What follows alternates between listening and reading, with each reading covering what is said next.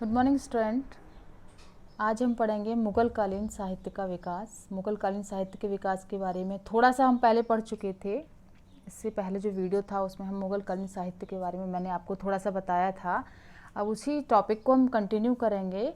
तो मुगल कालीन साहित्य के बारे में, यानी मुगल काल में साहित्य का जो विकास हुआ, शिक्षा और साहित्य का जो विकास हुआ था, उसके बारे में हम यहाँ पढ़ेंगे। तो जैसे कि बहुत सारी भाषाओं का विकास हुआ था, मैंने आपको बताया था। हिंदी है, उर्दू है, अरबी, फारसी, संस्कृत और भारत की जो क्षेत्रीय भाषाएं थी, बांग्ला वगैरह, उनमें भी साहित्य सृजन हुआ था, क्षेत्रीय भाषाओं में भी। लेकिन सबसे ज़्यादा जो साहित्य का विकास हुआ था, ये सबसे ज़्यादा जो है लेखन कार्य जिस भाषा में हुआ था वो थी फारसी और हिंदी। फारसी साहित्य, तो इसमें सबसे पहला जो हमारा पॉइंट आएगा वो है फारसी साहित्य का विकास। ठीक है, तो फारसी साहित्य के बारे में मैं आपको पहले बता चुकी हूँ। पहले वीडियो में हम जो है इसके बारे में डिस्कस कर चुके हैं कि बाबर के समय में जो है फारसी भाषा का जो विकास हुआ, उसके बारे में हुमायूं के समय में फारसी साहित्य का जो विकास हुआ, उसके बारे में अब हम चर्चा करेंगे। ठीक है, तो हुमायूं जो है, जैसा कि आप जानते ही हैं, हुमायूं एक निर्वासित जीवन हुमायूं ने जिया था। लगभग पूरा जीवन जो है वो ठोकरें ही खाता रहा था। शेरशाह सूरी से परास्त हुआ और उसके बाद जो है उसका जीवन निर्वासित रहा। शेरशाह की मृत्यु के बाद हुमायूं ने वापस जो है राजगद्दी हासिल की। उसके बाद कुछ समय ही वो शासन कर सका और उसके बाद जो है सीढ़ियों से गिरकर उसकी अकाल मृत्यु हो गई थी। तो ये शायद इसके बारे में, इस हिस्ट्री के बारे में आप थोड़ा सा जानते ही होंगे। ठीक है, लेकिन अब ये जो समय था हुमायूं का समय, तो हुमायूं खुद जो है बहुत कह सकते हैं कि साहित्य का बहुत शौकीन था, कला का भी शौकीन था। तो साहित्य को उसने पूरी तरीके से प्रोत्साहन दिया था। उसके समय में दो प्रमुख जो है साहित्यकार हुए थे, एक तो मिर्ज़ा हैदर और दूसरा जौहर। ठीक है, जौहर की एक बहुत ही फेमस बुक थी तज़किरात उल वाक़ियात। ठीक है, तज़किरात उल वाक़ियात जो है उसकी काफ़ी फेमस किताब है, फारसी साहित्य में लिखी हुई या फारसी भाषा में लिखी हुई। तो इस समय हुमायूं के जीवन के बारे में, इन पुस्तकों से हुमायूं के जीवन के बारे में भी हमें जानकारी प्राप्त होती है। तो हुमायूं भी साहित्य का या साहित्य के क्षेत्र में हुमायूं का भी योगदान रहा था, लेकिन वो भी जो है बहुत लंबे टाइम तक शासन नहीं कर सका था। अब हुमायूं के बाद उसका, जैसे कह सकते हैं, श्रेष्ठ पुत्र अकबर शासक बना। तो यदि साहित्य मुगल काल के अंतर्गत या मुगल काल में साहित्य का जो विकास हुआ, उसमें सबसे ज़्यादा महत्वपूर्ण योगदान जिस शासक का आता है मुगल काल के अंतर्गत, वो है अकबर। ठीक है, आप ध्यान रखिएगा, अकबर के शासनकाल में साहित्य का भी सबसे ज़्यादा जो है विकास हुआ था, या साहित्य के क्षेत्र में सबसे ज़्यादा प्रगति हुई थी, तो वो था अकबर मुगल काल के अंतर्गत। और ये जानकर आपको शायद आश्चर्य होगा, वैसे शायद आप जानते भी होंगे इस फैक्ट को, कि अकबर शिक्षित नहीं था। वो स्वयं शिक्षित नहीं था, लेकिन शिक्षा और साहित्य के क्षेत्र में उसने अपना पूरा का पूरा योगदान दिया था। बहुत सारे साहित्यकारों को उसने अपने दरबार में संरक्षण दे रखा था। बहुत सारी भाषाओं को, जो भाषाओं में लिखने के लिए वो साहित्यकारों को प्रोत्साहन भी देता था। तो अकबर जो है वो श्रेष्ठ शासक था मुगल काल का, जिसने साहित्य के क्षेत्र में अपनी महत्वपूर्ण योगदान दिया। बहुत सारे साहित्यकारों को उसने प्रोत्साहन भी दिया था। तो अकबर के शासनकाल में साहित्य का जो विकास हुआ, उसके बारे में हम इसे दो पॉइंट्स में डिवाइड करेंगे।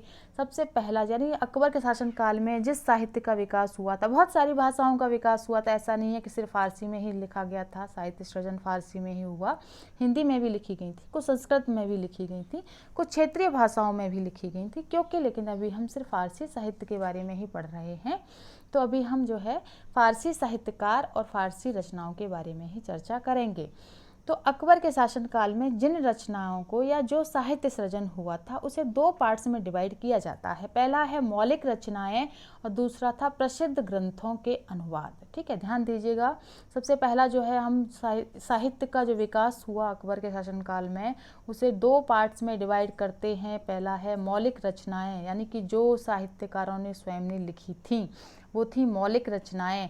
और दूसरा था हमारा प्रसिद्ध ग्रंथों के अनुवाद। अनुवाद यानी ट्रांसलेशन, जो ट्रांसलेट की गई थी, जो कि पहले से ही लिखी हुई किताबें थी और उनको जो है फारसी साहित्य में अनुवादित किया गया था, अनुवाद किया गया था, तो वो थी अनुवादित पुस्तकें।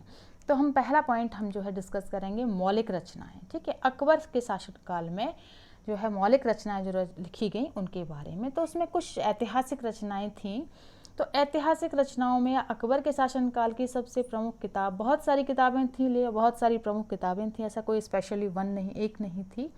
तो उसमें सबसे पहला नाम आता है गुलबदन बेगम का हुमायूं नामा। ठीक है, गुलबदन बेगम का हुमायूं नामा जो कि हुमायूं के ऊपर ही लिखी गई थी, नाम से पता चल रहा है। और ये जो है हुमायूं की पुत्री गुलबदन बेगम के द्वारा लिखी गई थी फारसी में।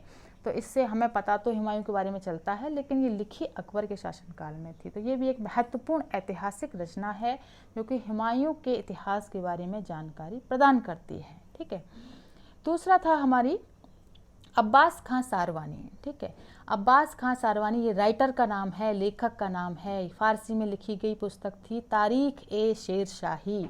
ठीक है, ये बहुत इंपॉर्टेंट किताब है, आप प्लीज़ ध्यान दीजिएगा इस पर, इसे नोट कीजिएगा क्योंकि ये कॉम्पिटिटिव एग्जाम्स में भी बहुत आती है। तारीख ए शेर शाही किसके द्वारा लिखी गई थी? अब्बास खां सारवानी। अब इसमें महत्वपूर्ण क्या है वो भी सुन लीजिए।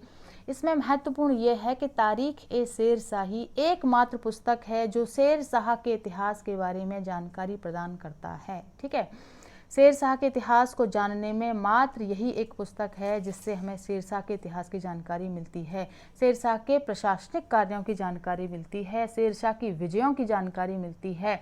जैसा कि आप जानते ही हैं कि मध्यकालीन इतिहास में शेर शाह सूरी एक श्रेष्ठ शासकों में इसकी गिनती होती है, उसके प्रशासन की वजह से, उसके कार्यों की वजह से, और वीर योद्धा तो वो था ही, इसमें कोई शक नहीं है। तो तारीख शेर शाही जो है वो शेर शाह के इतिहास की जानकारी देती है, लेकिन लिखी गई थी अब्बास खां सारवानी द्वारा और अकबर के शासनकाल में। ठीक है, अकबर के शासनकाल में ये लिखी गई थी ये पुस्तक। तो ये भी अकबर के शासनकाल की एक महत्वपूर्ण पुस्तक है, साहित्य की एक बहुत बड़ी कृति मानी जाती है। अब उसके बाद आता है जैसे बदायूनी, और भी बहुत सारे साहित्यकार हुए थे जैसे बदायूनी। तो बदायूनी ने पुस्तक लिखी थी मुंतखब उत तवारीख। तो इससे भी हमें अकबर के इतिहास की जानकारी मिलती है। दूसरा जो है, एक और महत्वपूर्ण जो लेखक थे या फारसी के जो साहित्यकार थे वो थे अबुल फजल। अकबर के शासनकाल के महत्वपूर्ण साहित्यकार थे अबुल फजल। अबुल फजल ने बहुत सारी रचनाएं लिखी थी, उसमें सबसे पहला आता है अकबरनामा। अकबरनामा जो कि अकबर के इतिहास को ही जानकारी प्रदान करता है, अकबर के संपूर्ण इतिहास की जानकारी प्रदान करता है। आईने अकबरी जो कि कई पार्ट्स में डिवाइडेड है, आईने अकबरी से भी हमें जो है अकबर के शासनकाल के बारे में बहुत सारी जानकारी प्राप्त होती है। ठीक है, इसके अलावा जो है अकबर के शासनकाल में कुछ कवि थे जो कि कविताएं लिखते थे। उनमें सबसे महत्वपूर्ण नाम आता है फैजी का। ठीक है, फैजी सरहिंदी। फैजी को जो है अकबर ने राज कवि की भी उपाधि दे रखी थी। फैजी के अलावा जो है गिजाली भी जो है बहुत सारी जो है कविताएं आदि लिखते थे। तो इस तरीके से जो है साहित्य के साथ साथ जो है कविताएं आदि भी अकबर के शासनकाल में लिखी जाती थी। अकबर के शासनकाल में बहुत सारे महत्वपूर्ण जो है साहित्यकार थे, बहुत सारे जो है लेखक थे जो कि प्रमुख रचनाएं उनके शासनकाल में लिखी गईं। तो अकबर के शासनकाल में जो रचनाएं लिखी गई थी उन रचनाओं से हमें मात्र अकबर के बारे में ही जानकारी नहीं मिलती, बल्कि बाबर, हुमायूं, इसके अलावा जो है शेरशाह सूरी, तो इनके बारे में भी हमें जो है उनसे जानकारी प्राप्त होती है। ये आप ध्यान दीजिएगा इसके ऊपर। दूसरा जो है वो हमारा नेक्स्ट पॉइंट आ जाए, क्योंकि मौलिक रचनाएं जो है हम कर चुके हैं। तो अब है प्रशुद्ध ग्रंथों के अनुवाद जो ट्रांसलेट किए गए थे। वो पुस्तकें हैं या वो ग्रंथ हैं जो पहले ही लिखे जा चुके थे। ठीक है, उनको सिर्फ ट्रांसलेट किया गया था। तो अकबर के शासनकाल में बहुत सारी जो रचनाएं हैं उनका ट्रांसलेशन हुआ था, जैसे रामायण है, महाभारत है, अथर्ववेद है। इसके अलावा जो है